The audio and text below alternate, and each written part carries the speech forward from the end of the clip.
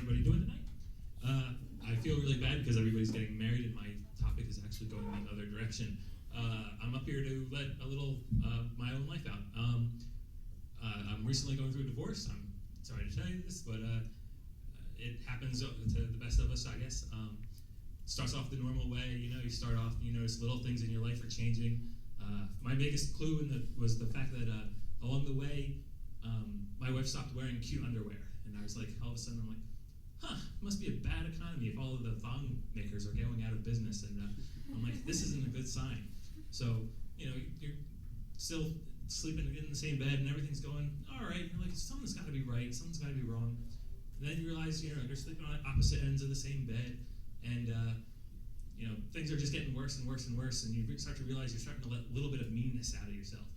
And you turn around one day and she says, I hate the way you drive. I said, well, I hate the way you put vegetables in all my food. And she said, well, I don't like the way you're on the computer all the time. And I say, well, you look really fat in your favorite sundress.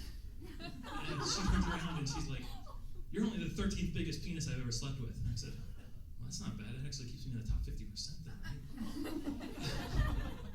So then she turns out and finally after another, things get separated and you come back and she says, you need to move out. We need the separation. We need to get away from each other.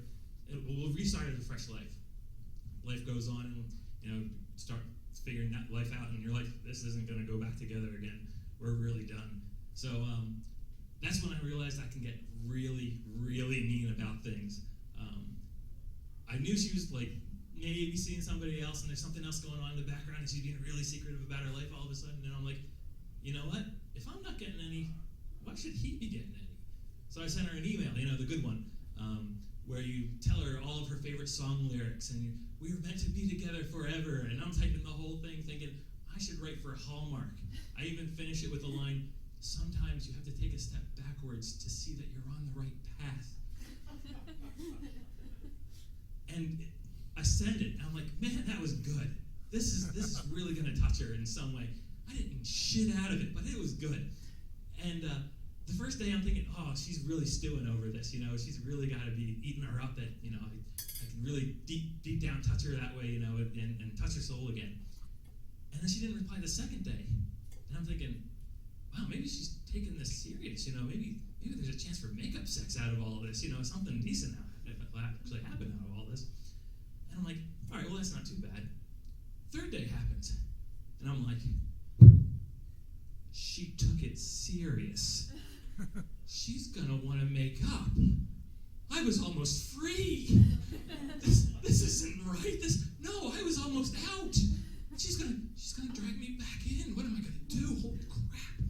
So finally on the fourth day she sends the email and it says, there will never be another us ever again. And I hit the ground and said, thank God. So luckily out of all of this, I actually moved up to New Hope. And out of that, I was luckily enough able to tell her, oh, that's okay, because now I'm gay. So just one last shot for you. So there you go.